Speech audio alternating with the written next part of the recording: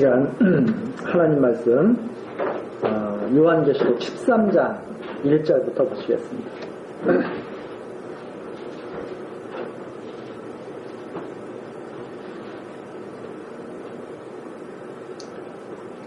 요한계시록 13장 1절입니다.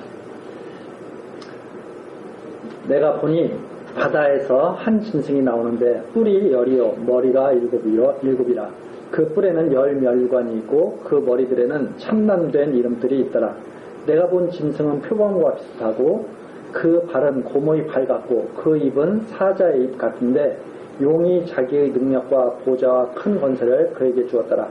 그의 머리 하나가 상하여 죽게 된 것 같더니 그 죽게 되었던 상처가 나음에 온 땅이 이상히 여겨 짐승을 따르고 용이 짐승에게 권세를 주므로 용에게 경배하며 짐승에게 경배하여 가로되 누가 이 짐승과 같으뇨 누가 등이 이로 더불어 싸우리요 하더라. 또 짐승이 큰 말과 참남된 말 하는 입을 받고 또 42달 일할 권세를 받으니라. 짐승이 입을 벌려 하나님을 향하여 회방하되 그의 이름과 그의 장막 곧 하늘에 거하는 자들을 회방하더라. 또 권세를 받아 성도들과 싸워 이기게 되고 각 족속과 백성과 방언과 나라를 다스리는 권세를 받으니 죽임을 당한 어린 양의 생명체에게 창세 이후로 농명되지 못하고 이 땅에 사는 자들은 다 짐승에게 경배하리라. 누구든지 귀가 있거든 들을지어다.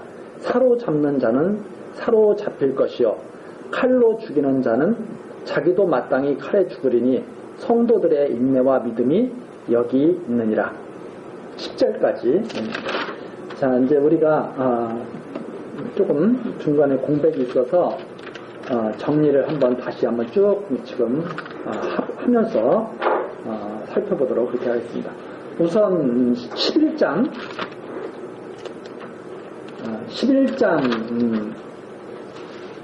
15절서부터 한번 잠깐 보시겠습니다.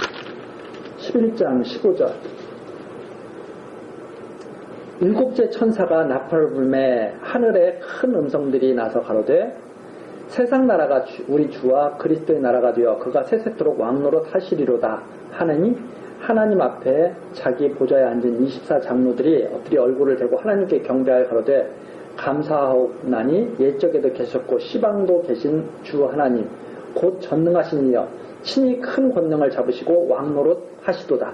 이방들이 분노하며 주의 진노가 임하여 죽은 자를 심판하시며 종 선지자들과 성도들과 또 물은 대소하고 주의 이름을 경외하는 자들에게 상 주시며 또 땅을 망하게 하는 자들을 멸망시킬 때로소이다 하더라. 마지막 나팔, 일곱째 나팔이 딱 부니까 이제는 세상이 멸망할 때입니다. 멸망시킬 때입니다. 근데 세상을 멸망시킬 때 죽은 자를 심판하시고 선지자들과 성도들 주의 이름을 경외하는 자들에게는 상 주시고 그렇게 해서 세상이 멸망할 때가 지금이 됐습니다. 이렇게 찬송을 하죠. 그래서 19절 이에 하늘에 있는 하늘의 성전이 열리니 성전 안에 하나님의 언약궤가 보이며 또 번개와 음성들과 뇌성과 지진과 큰 우박이 있더라. 그렇죠?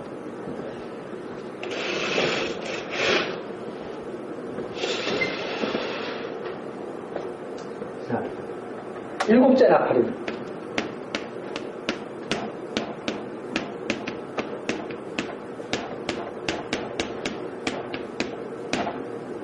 일곱째 나팔이 지금 딱 부는 거죠. 일곱째 천사가 나팔을 딱 분 거죠. 일곱째 천사가 나팔을 불었습니다. 나팔을 부니까 지금이 멸망시킬 때가 됩니다.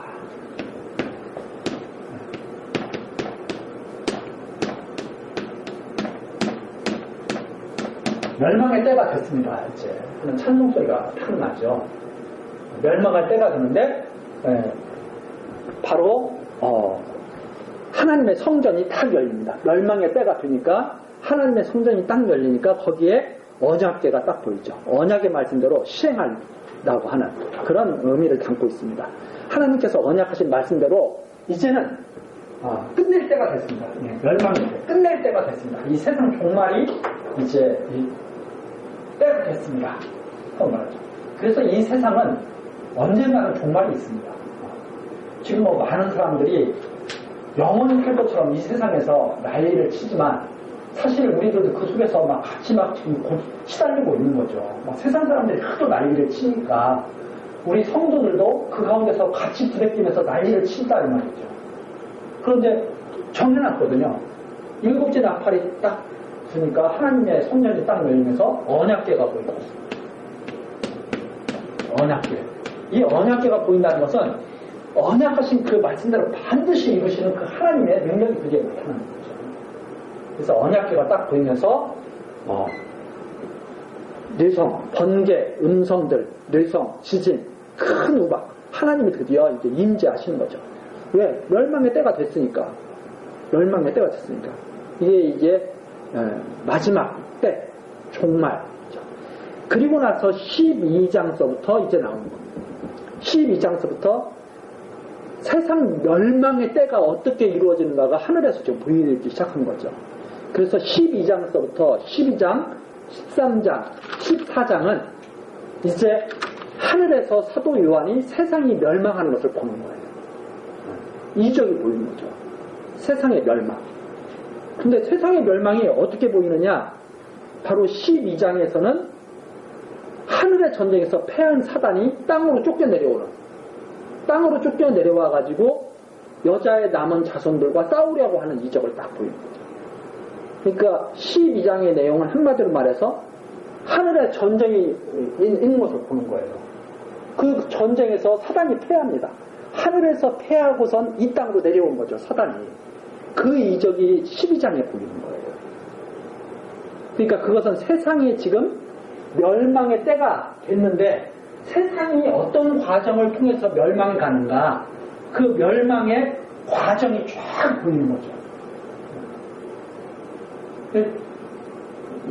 예수님께서 그렇게 말씀하셨죠. 지금 어떻게 기도하냐고 물어보니까 너희는 이렇게 기도하라. 그래서 하늘에서 이룬 것 같이 땅에서도 이루어져. 하늘에 계신 내 아버지 이름이 거룩히 여김을 받으시오며 나라의 값이며 뜻이 하늘에서 이룬 것 같이 땅에서 이루어지다. 하늘에서 사단이 패했어요. 그럼 그 하늘에서 그대로 이루어진 것처럼 땅에서 어떻게 되겠어요? 그대로 다 이루어지겠죠. 그게 이제 보이기 시작하는데 하늘의 전쟁에서 사단이 패한 거예요. 그리고 땅으로 쫓겨내려옵니다. 땅으로 쫓겨내려와서 땅에 남아있는 남은 자들을 갖다가 여자의 자손들을 멸망시키려고 지금 딱 쓴 것이, 바닷가에 쓴 것이 바로 12장 17절입니다. 용이 여자에게 분노하여 돌아가서 그 여자의 남은 자손 곧 하나님의 계명을 지키며 예수의 증거를 가진 자들로 더불어 싸우려고 바다 모래 위에 섰더라. 이게 12장까지 됩니다.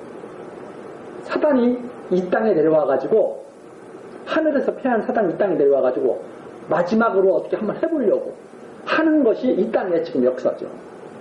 그런데 13장에 바다에서 이제 짐승이 나오게 되죠. 바다에서 짐승, 바닷가에 지금 섰잖아요.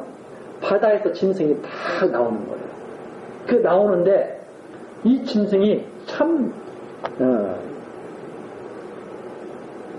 대단하게 생겼죠. 그것이 어떻게 생겼냐면 짐승이 나왔는데 머리가 7이고 뿔이 10이고 뿔이 10, 머리가 7. 이것은 대단한 능력을 가졌다는 것을 알 수 있습니다. 대단한 권세와 능력. 뿔은 힘, 권세 이런 것들을 상징하잖아요. 머리, 지혜죠. 지혜 이런 것들이 들어있는 머리.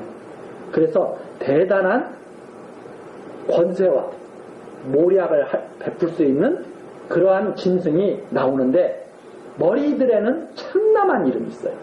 하나님을 갖다가 회방하고 성도들을 갖다가 아주 괴롭히는 그런 참남한 이름들이 있었다. 그런데 그 짐승 모습을 요한이 이렇게 딱 본 것을 갖다가 표현하는 것을 봅니까? 표범.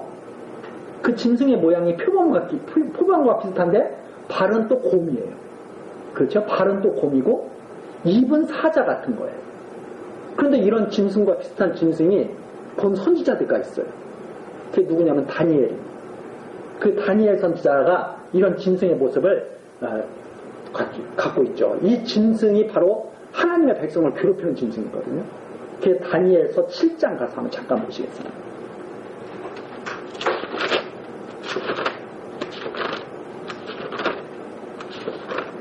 다니엘 7장.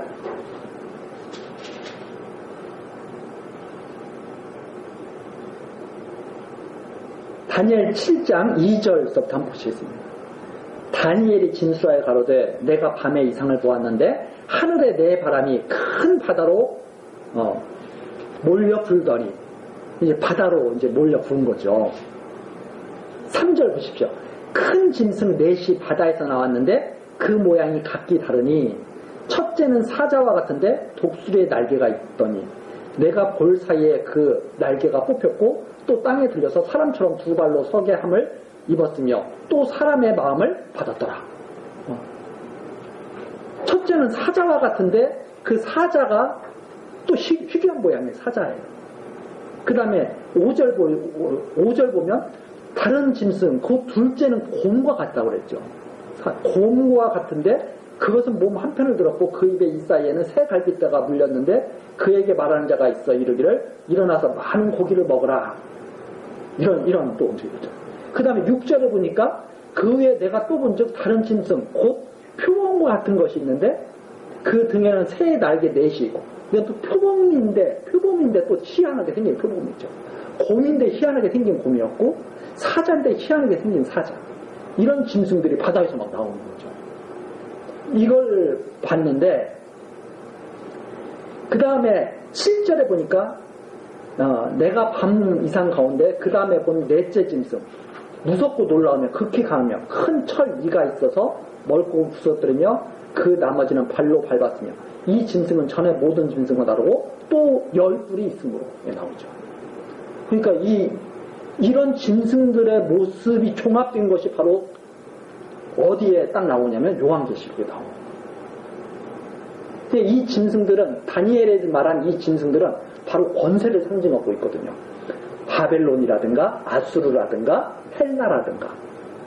헬라 같은 경우는 표범 아주 날쌔죠. 알렉산더가 이끌었던 헬라 제국 아주 날쌔게 빠른 속도로 온 세계를 정복했던 제국이 바로 이 헬라 제국입니다. 그래서 아주 날쌘 표범 같은 모습이죠. 그 다음에 이제 파사 제국, 이런 바벨론 제국, 이런 것들이 다 짐승으로 표현되어 있거든요. 무서운 짐승은 로마 제국으로 이렇게 표현이 됩니다. 다니엘서에. 그러니까 이런 짐승들이 종합된 것이 사도 요한이 마지막 나팔이 불렸을 때 하늘에서 본 환상이 나옵니다. 그래서 13장, 다시 요한계시록 13장에 가서 바로 그런 엄청난 짐승 권세가 나오는 걸 본 거죠. 엄청난 짐승 권세. 이 짐승 권세는 정말 강인합니다. 그리고 무섭습니다. 세상을 다 짓밟아버리죠. 그래서 과거의 그 제국들이 그 주변을 다 짓밟아버리잖아요. 그렇게 다 짓밟아버립니다. 그런데 13장 3절 보십시오. 요한계시록 13장 3절. 자, 이 용에게 엄청난 능력과 보좌와 권세를 받았는데, 이게 사단으로부터 엄청난 권세를 받은 이런 짐승들인데, 3절에 보니까 그의 머리 하나가 상하여 죽게 된 것 같더니, 그 죽게 되었던 상처가 다음에 온 땅이 이상히 여겨 짐승을 따르고 그랬습니다. 무슨 말이냐면, 이 무서운 짐승은요, 역사에서도 쭉 보면 알겠지만, 아수르 제국이 나타났어요. 예를 들어서 아수르 제국이 나타났는데 그 제국이 무너졌어요. 그러면 안 나타나느냐? 무서운 짐승이 바벨론이 나타나죠. 바벨론이 무너졌어요.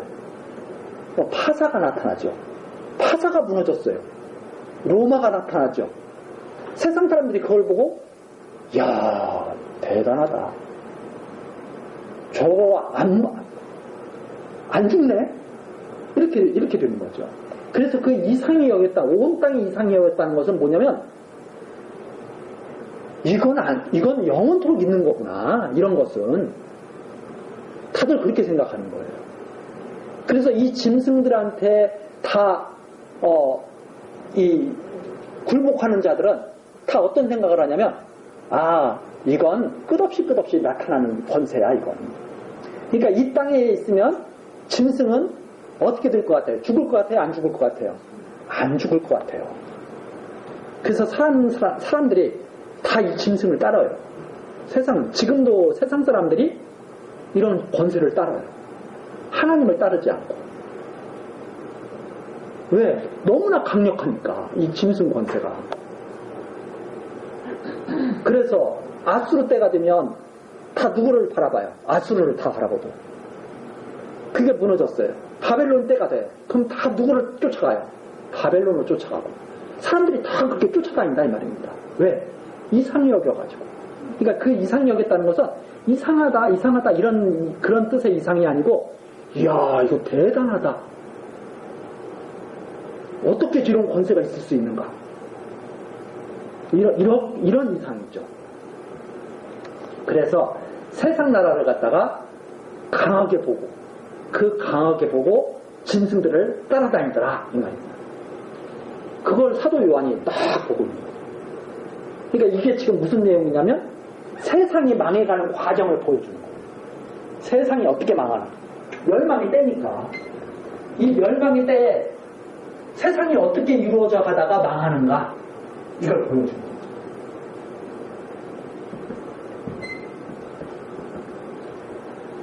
13장 4절입니다. 용이 짐승에게 권세를 주므로 용을 경배하며 짐승에게 경배하며 가로되 누가 이 짐승과 같으뇨 누가 등이 이로 더불어 싸우리요 하더라. 이게 이상히 여기서 따르는 사람들의 모습입니다. 야, 세상에서 어떻게 우리가 여기서 벗어날 수 있느냐. 그래가지고 세상 사람들이 다 이 짐승을 따라가는 거죠. 그런데 이 5절 보십시오.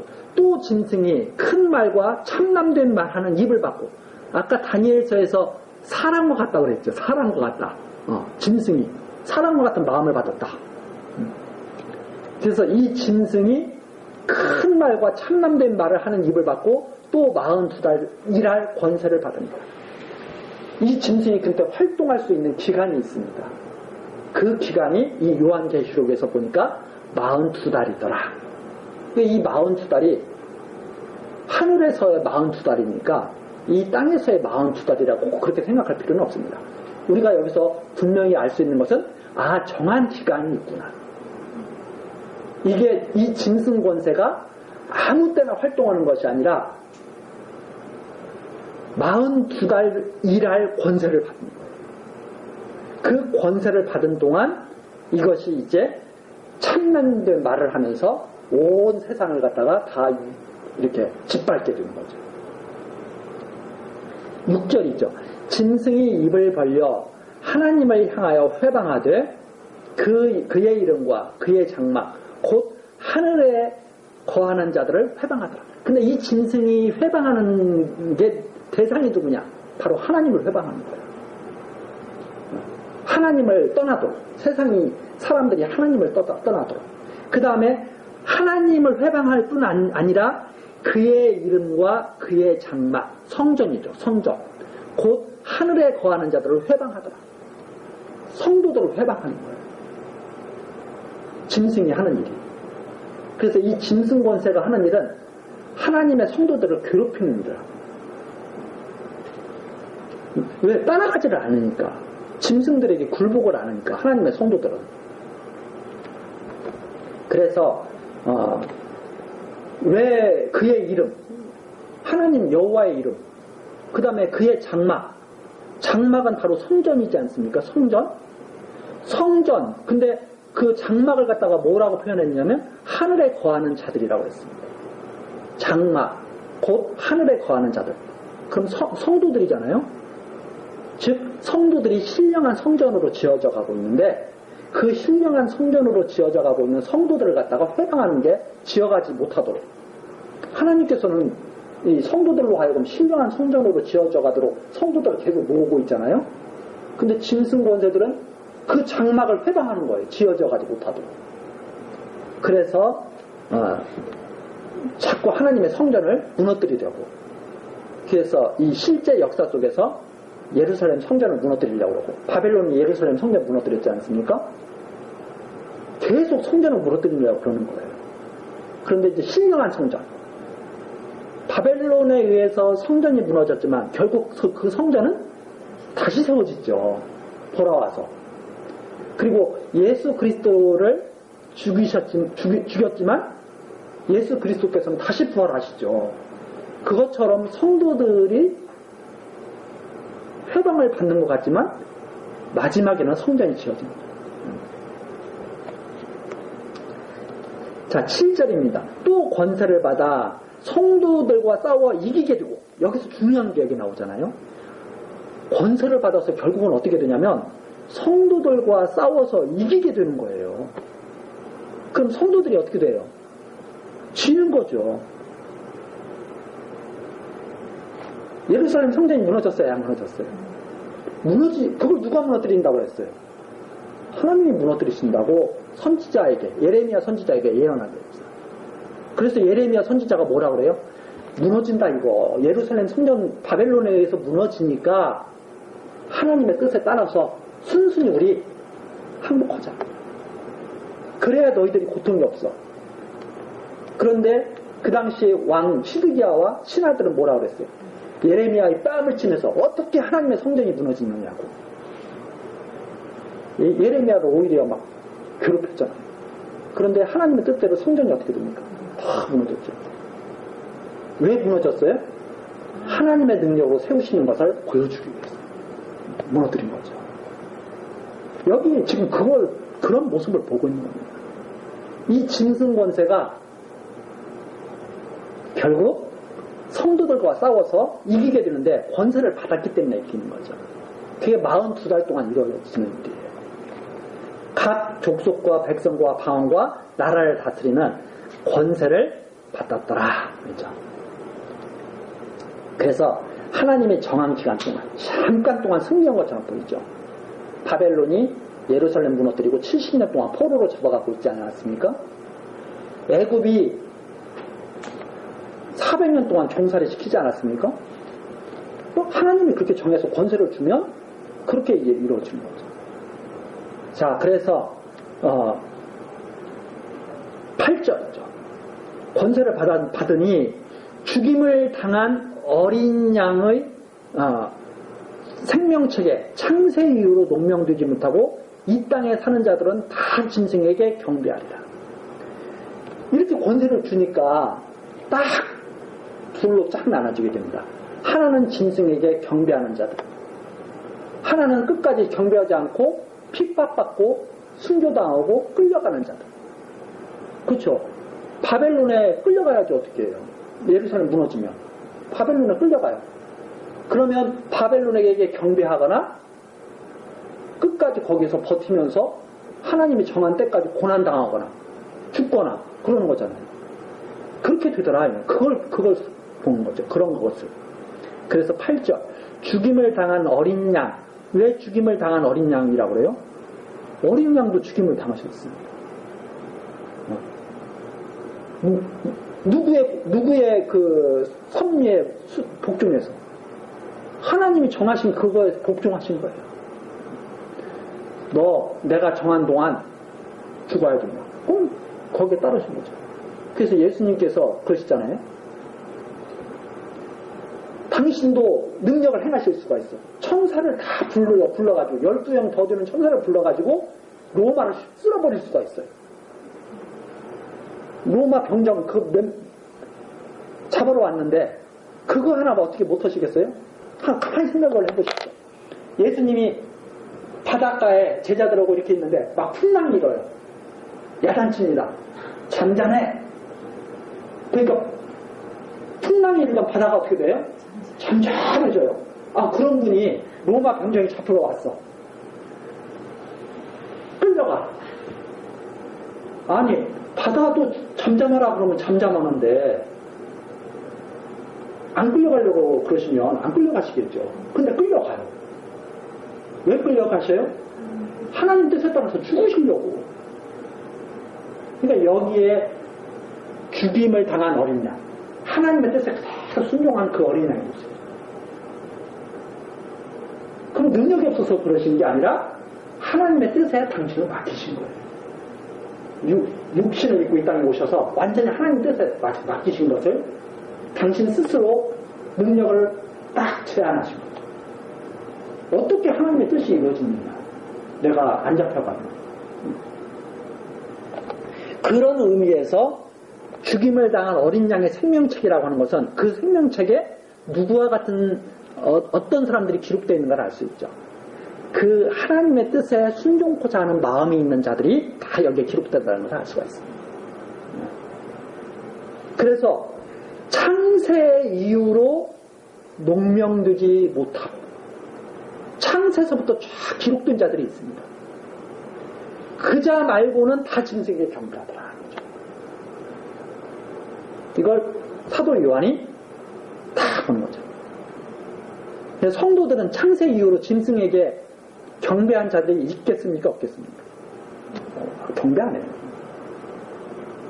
과정에서는 조금 미끄러질지 모르나, 과정에서는 조금 삐끗할지 모르나, 결국 전체로 보면 생명책에 기록된 자들은 다 하나님의 보호를 받아요. 그래서 중간에는 고난과 많은 어려움이 있고 그럴지 모르나 마지막 결과는 생명책에 기록된 걸로 끝난. 자, 그래서 누구든지 귀가 있거든 들을지어라. 귀 있는 자들은 들어라 하는 말과 똑같은 말입니다. 귀 있으면 들어라. 사로잡힐 자는 사로잡힐 것이요 칼로 죽이는 자는 자기도 마땅히 칼에 죽으리니 성도들의 인내와 믿음이 여기에 있느니라. 하나님께서 정하신 대로 따라가는 자는 따라갈 거예요. 그걸 벗어나려고 날뛰는 자들은 또 자기들의 길을 갈 거예요. 그런 의미가 여기 있죠. 사로잡히는 자는 사로잡힐 것이요 마땅히 사로잡혀 갈 자들은 다 사로잡혀 갈 거예요. 칼로 죽이는 자는 자기도 마땅히 칼에 죽게 될 거예요. 성도들의 인내와 믿음이 여기 있습니다. 성도들의 인내는 어디에 있느냐? 하나님의 뜻에 의해서 살아가는 자들. 하나님이 70년 바벨론 포로로 사로잡혀 가서 있어. 그러면 성도의 인내가 있는 자들은 70년을 기다리는 거예요. 그 대표적인 인물이 아까 우리가 찾아봤던 다니엘 선지자 같은 분들. 딱 깨닫고 70년이 차면 우리가 돌아가는가 깨닫고 그걸 다 기다리고 있죠. 그런 분들. 그게 바로 성도의 인내와 믿음이다. 하나님이 정하신 뜻대로 이루어질 것을 알고 그 기간 동안 참고 견디는 것. 그게 바로 예수 그리스도를 쫓아가는 사람들이죠. 하나님이 정한 뜻이 십자가에서 고난당하고 죽는 것을 아시고 그 뜻에 따르면서 견디주시는 거예요.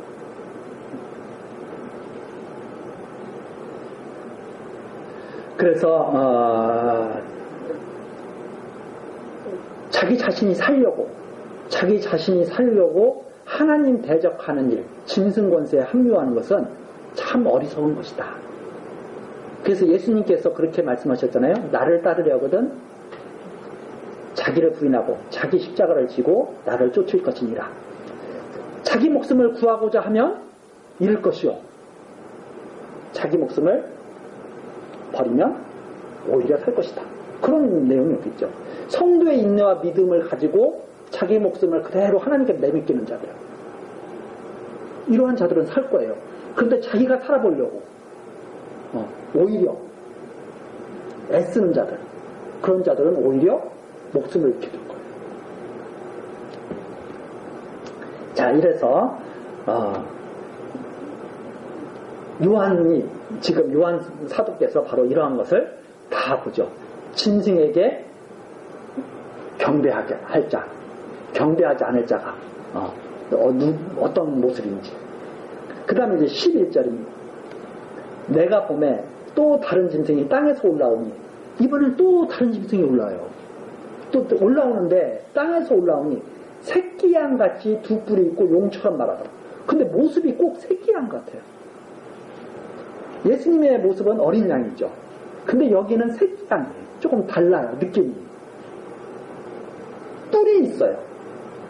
겉모습은 순전해 보이는데 뭔가 좀 이상하죠. 바로 용처럼 말해요. 더군다나. 그래서 이 어린 양 되신 예수 그리스도로 흉내내려는 사단의 모습이 나타납니다.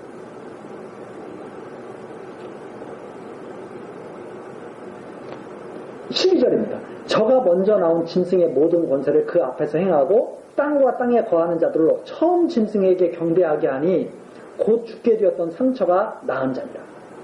큰 이적을 행하되 심지어 사람들 앞에서 불이 하늘로부터 땅에 내려오게 하고 짐승 앞에서 받은 바 이적을 행함으로 땅에 거하는 자들을 미혹하며 땅에 거하는 자들에게 이르기를 칼에 상하였다가 살아난 짐승을 위하여 우상을 만들라 하더라.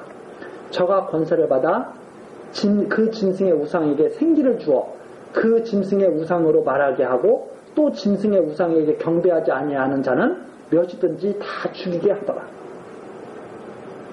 저가 모든 자, 곧 작은 자나 큰 자나 부자나 빈궁한 자나 자유한 자나 종들로 그 오른손이나 이마에 표를 받게 하고 누구든지 이 표를 가진 자 위에는 매매를 못하게 하니 이 표는 곧 짐승의 이름이나 그 이름의 수라. 지혜가 여기 있으니 총명한 자는 그 짐승의 수를 세어보라. 그 수는 사람의 수니 666이니라. 여기에 숫자 666이 나오죠. 짐승의 숫자. 짐승의 숫자가 바로 666이더라.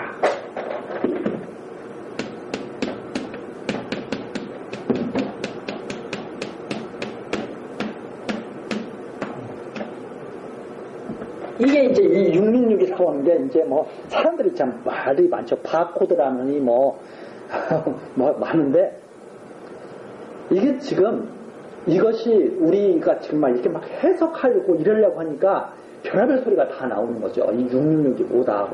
그런데 그대로 지금 읽어가시면 돼요. 뭐냐면 지금 사도 요한이 뭘 보고 있어요?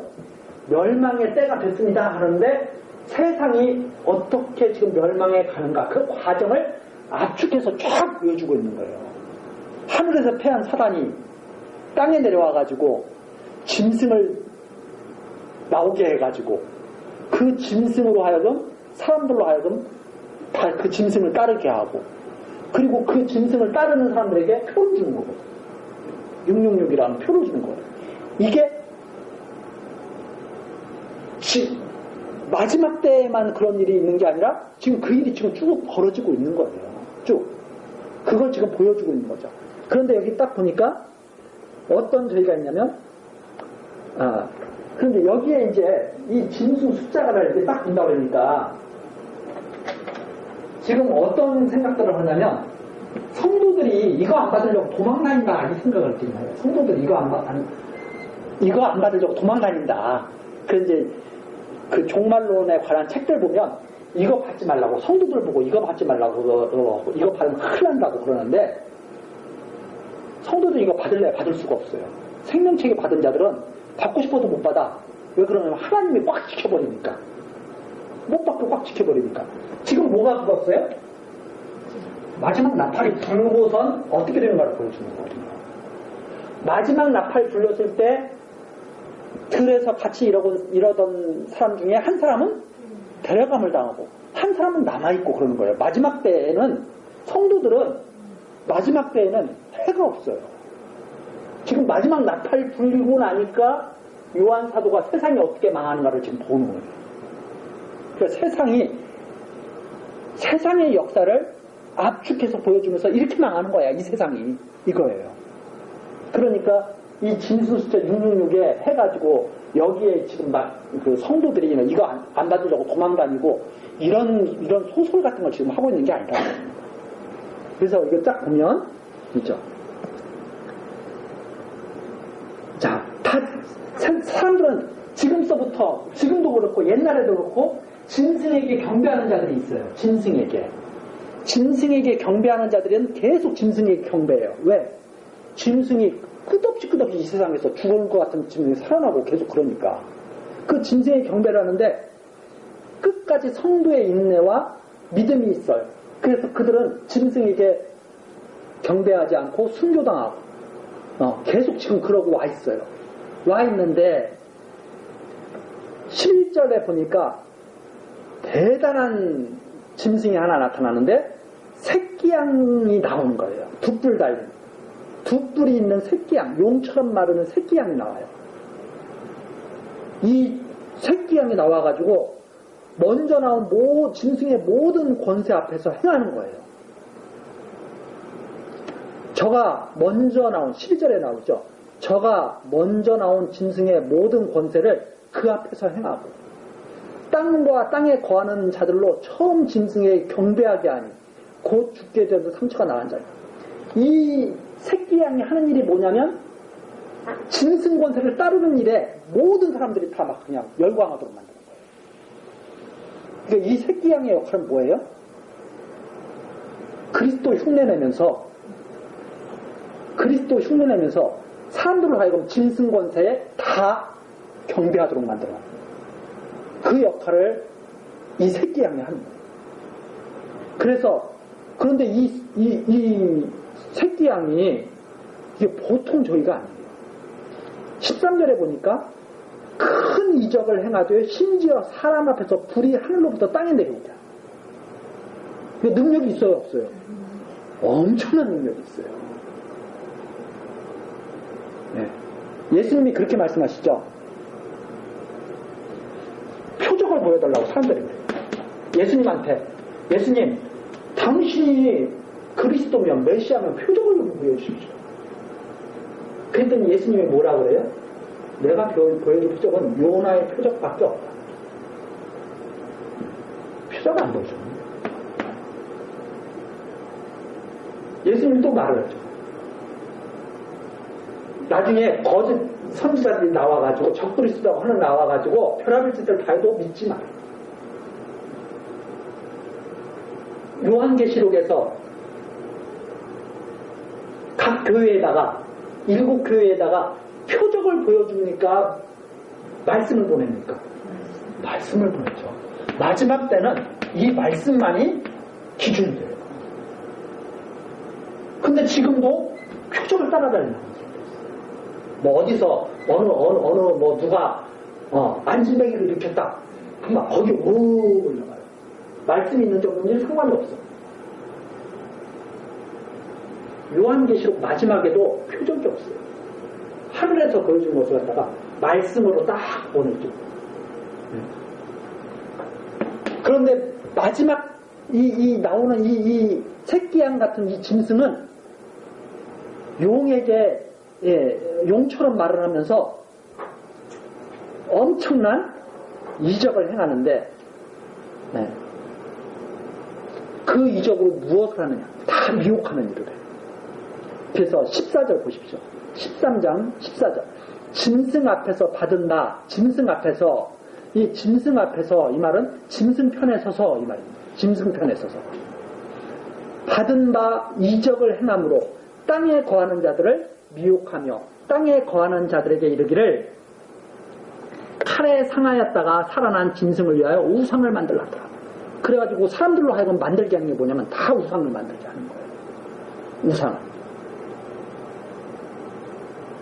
어떤 짐승? 죽을 뻔했다가 칼에 상하였다가 살아난 짐승. 이 짐승이 얼마나 끈질기고 생명력이 강한지 알 수가 있죠. 절대 이걸 사람들이 이기지 못합니다. 그래서 우상을 만들려 하는데 15절 저가 권세를 받아 그 짐승의 우상에게 생기를 또 줘요. 그 짐승의 우상에게 말하게 하고 또 짐승의 우상에게 경배하지 아니하는 자는 몇이든지 다 죽이게 하더라. 자, 그러니까 여기에서 죽이게 하더라 이러니까 여기에서 지금 성도들이 실제로 죽는 모습이 아니죠. 왜? 마지막 낙을 불었을 때 지금 성도들은 다른 쪽으로 가 있다고 그랬잖아요. 그러니까 이것은 지금 뭐냐면 하늘에서 그 과정을 보여준 거예요. 세상이 망하는 과정. 세상이 어떻게 망해가는가. 과거에 짐승 권세에게 경배하지 아니하던 순교자들이 얼마나 많았습니까? 그런 것들을 다 이렇게 보이게 되는 거죠. 그래서 아주 극심한 성도들이 핍박받고 있는 모습, 그 핍박받고 있는 모습을 지금 여기에 보여줍니다. 저가 모든 자, 곧 작은 자나 큰 자나 부자나 빈곤한 자나 자유한 자나 종들로 그 오른손이나 이마에 표를 받게 하더라. 다 짐승의 표를 받는다. 다 짐승의 표. 자, 표를 받겠다는 건 뭐예요? 짐승의 소유가 됐다는 말이에요. 짐승의 소유가 다 됐어요. 앞에 우리 살펴본 바가 있습니다. 하나님의 백성들은 무엇을 받죠? 이마에 하나님의 인을 다 쳤잖아요. 하나님의 백성들은 이마에 하나님의 인이 다 쳐 있어요. 이 짐승에게 표받는 자들은 하나님의 인을 받지 못한 자들, 이 못한 자들은 다 짐승의 표를 받고 사는 거예요. 17절 누구든지 이 표를 가진 자 외에는 매매를 못하게 하니 이 표는 곧 짐승의 이름이나 그 이름의 수라. 지혜가 여기 있으니 총명 있는 자는 그 짐승의 수를 세어보라. 그 수는 사람의 수니 666이다. 자, 이 666이라고 하는 숫자가 상징적이죠. 상당히. 하나님의 수는 완전수입니다. 근데 이 6이라고 하는 수는, 자, 이 세상이 창조될 때도 이렇게 창조됐죠. 첫째 날, 둘째 날, 셋째 날, 넷째 날, 다섯째 날, 여섯째 날. 제7일에는 하나님이 안식하셨다. 그래서 하나님의 완전수가 7이라고 하면 이 짐승의 이 숫자는 6이에요. 하나님과 비슷한 짓을 하나? 하나님의 흉내를 내기는 하나? 완전하지가 않죠, 사실은. 뭔가 모르게 하나님께서는 완전하시고 거룩하시고 정말 세밀하시고 아무도 그 영광을 훼손시킬 수가 없는 그런 분이시죠. 그러나 이 짐승은 하나님 흉내를 내면서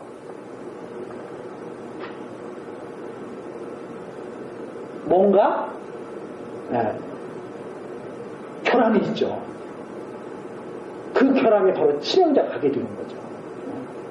그래서 이 짐승 숫자 666이라고 하는 것은 이것이 상당히 상징적인 숫자예요.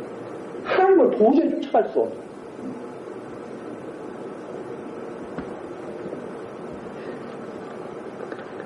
그런 의미로 이 666을 우리가 좀 자연스럽게 이해하면 좋은데, 이 666이 뭐라고 밝히려고 막 그렇게 애를 쓰죠. 그래서 뭐 이름에 뭐가 666이고 뭐 바코드가 어쩌고저쩌고 계속 그러면서 사람들로 알고 여기서 지금 그게 중요한 게 아니에요. 봐라. 지혜 있는 사람은 봐라. 총명 있는 사람은 짐승의 수를 봐라. 이게 하나님이겠느냐 이 말입니다. 아무도 쫓아갈 수 없는 거죠. 그래서 불완전한 그런 사단의 아주 모방 그런 것을 암시하는 숫자, 이게 666으로 나타났다. 자, 그래서 그게 바로 13장의 내용이죠. 용에게서 권세를 받은 짐승이 하나님을 회방하고 성도들을 싸워서 이기고 땅에 거하는 자들을 미혹하고, 특히 두 뿔 달린 용의 말을 하는 어린 양이 나와가지고 짐승을 경배하게 하고 표를 받게 하는 그런 이적을 봤다. 자, 그래서 또 거기에 17절에 나오죠.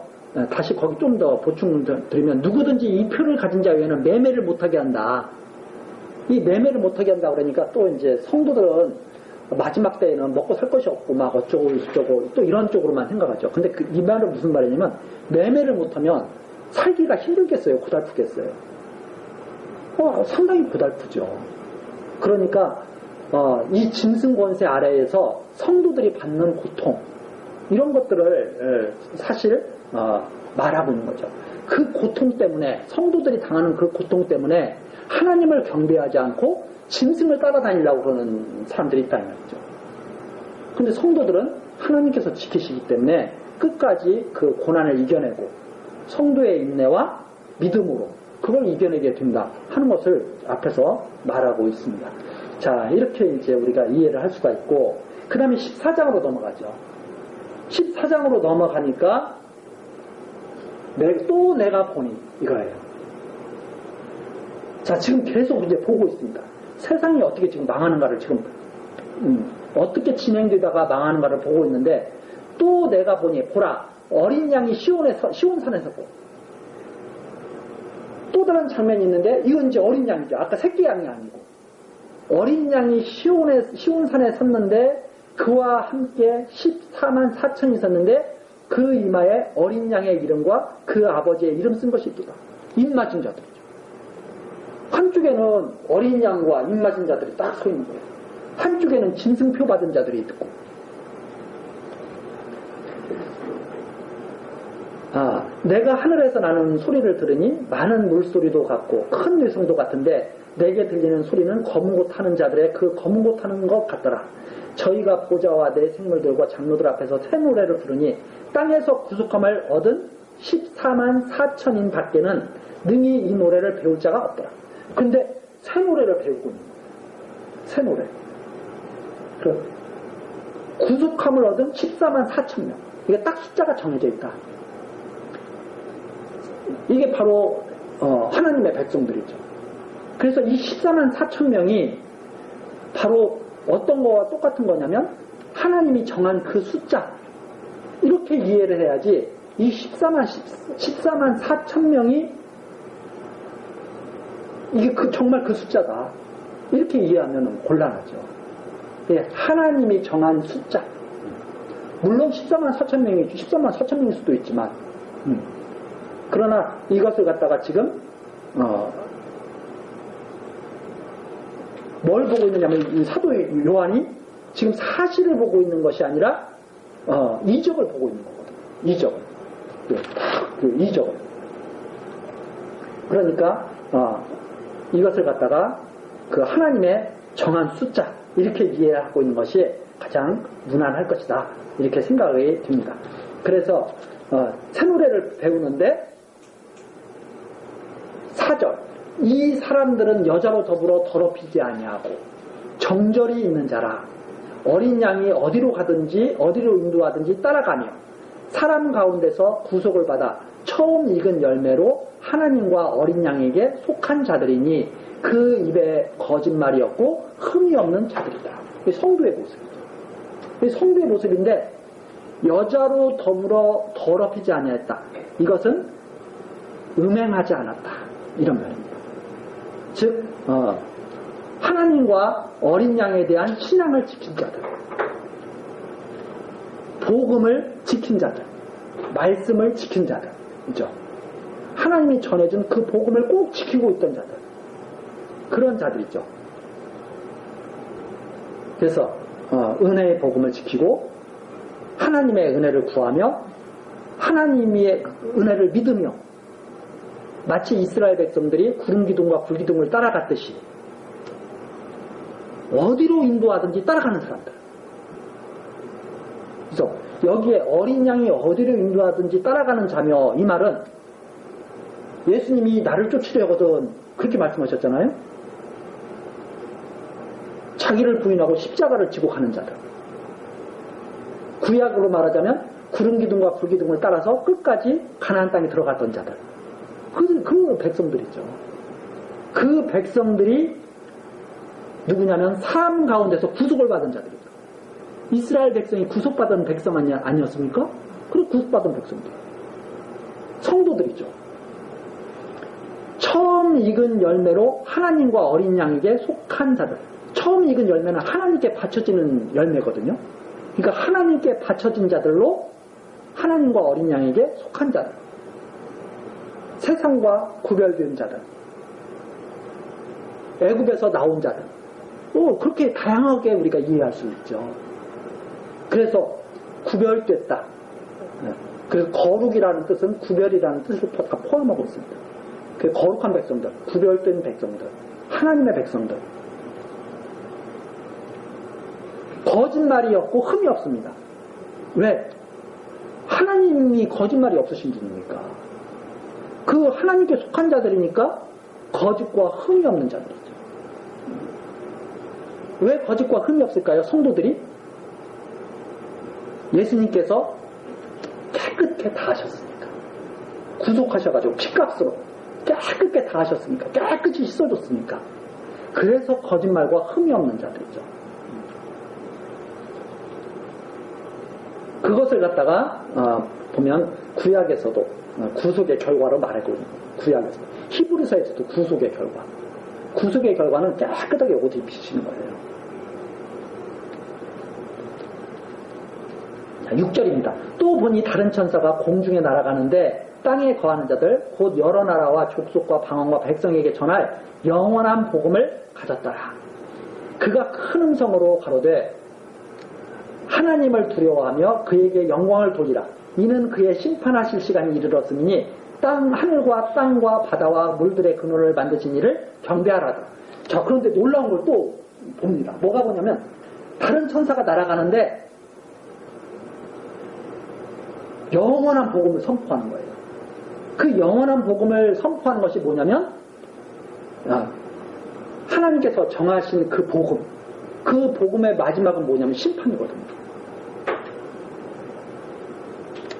천사가 날아가면서 영원한 복음을 가져가지고 선포하는 거예요. 이제 구원의 복음이 전해질 때가 아니에요. 마지막 나팔이 불었잖아요. 마지막 나팔이 불어졌을 때는 이제는 구원의 복음이 전파되는 게 아니라 영원한 복음 중에는 구원의 복음도 있죠. 하나는 심판의 복음이 있거든요. 그래서 복음이 선포되는 거예요. 심판의 복음이 선포되는데 뭐라고 선포되느냐면 7절 선포됩니다. 그가 큰 음성으로 가로되 하나님을 두려워하며 그에게 영광을 돌리라. 이는 그의 심판하신 시간이 이르렀다. 지금 이거 선포하고 있어요. 지금까지는 짐승권세가 신나게 살았잖아요. 짐승권세가 사람들에게 막 표현하나 주면서 많은 사람들은 짐승을 막 따르면서 두 뿔 달린 새끼양까지 나와가지고 막 합세해가지고 온 세상을 다 짐승에게 무릎 꿇게 만들었습니다. 마지막 때 멸망의 때 심판의 때가 이르렀다고 천사가 날아가서 선포합니다. 그 세상에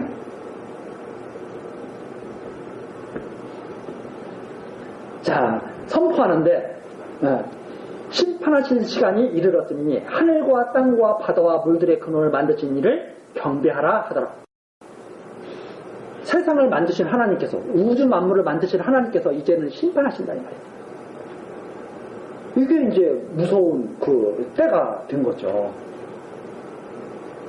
자 그리고 나서 이제 무너지는 것이 나오는 거죠. 세상이 무너지는 거. 그래서 우리 이제 다음 시간에 그 세상이 이제 무너지는 모습을 이제 볼 텐데 날뛰던 짐승 권세가 이제 무너지는 그 모습이 나오고 그 다음에 이제 15, 16에서 음녀 권세, 짐승 권세, 사단이 다 어떻게 되는가 이게 다 나오기 시작하는 거예요. 그래서 요한계시록을 너무 어렵게들 막 사람들이 이해하려고 그러는데 너무 어려운 게 아니라 읽으면 그냥 아는 거예요. 읽으면.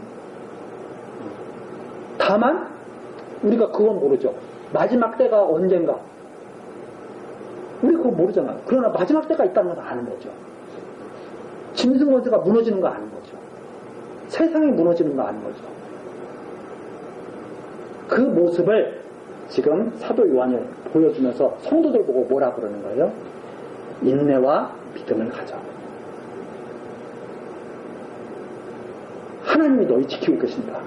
이것으로 위로를 하면서 하나님께서 구원해 주실 것. 이걸 말씀하시고 있는 것이 바로 요한계시록이에요. 그러니까 요한계시록을 들으면 성도들은 너무나 신나고 힘이 나야 돼요. 그래서 요한계시록을 딱 들으면 성도들이 어떻게 해야 되냐면 주여 그렇다면 빨리 해주십시오. 어서 오십시오. 이래야 돼요. 근데 요한계시록을 듣고 나면 성도들이 야, 나 때에는 오면 안 되는데요. 다 그렇게 두려워하는 거죠. 그럼 요한계시록을 잘못 이해했다는 거예요. 왜? 사도 요한도 그러잖아요. 요한계시록 마지막에 뭐라 그래요? 주여 어서 오시옵소서. 왜? 너무나 그러면 좋은 세상이니까 그렇게 된다며. 그래서 요한계시록을 잘 이해를 하면 힘이 나고 주께서 빨리 오시기를 바라야 하는 거예요. 왜? 이 세상이 이렇게 되니까. 악은 완전히 제거되고 하나님의 백성들이 거짓과 흠이 없는 백성들이 하나님을 찬양하면서 사는 그 정말 하나님 나라가 이루어지게 되는 거니까.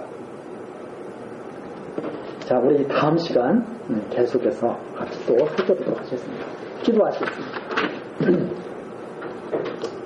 온 우주와 역사를 주관하시는 하나님, 하나님의 뜻을 하늘에서 이루신 것 같이 땅에서도 이루어 가시는 놀라우신 권능을 찬송합니다. 이 시간 세상의 마지막 때에 나타날 하나님의 심판에 대하여 우리들이 살펴봤습니다. 때가 되면 이 말씀대로 반드시 이루어 주실 것을 우리가 믿으며 인내하려고 합니다. 하나님, 우리들을 온전히 지켜주셔서 하나님 말씀을 잘 듣고 지키며 믿음으로 살아가는 항상 깨어있는 성도들의 삶이 우리 안에 있게 하옵소서. 예수 그리스도의 이름으로 기도드리옵나이다. 아멘.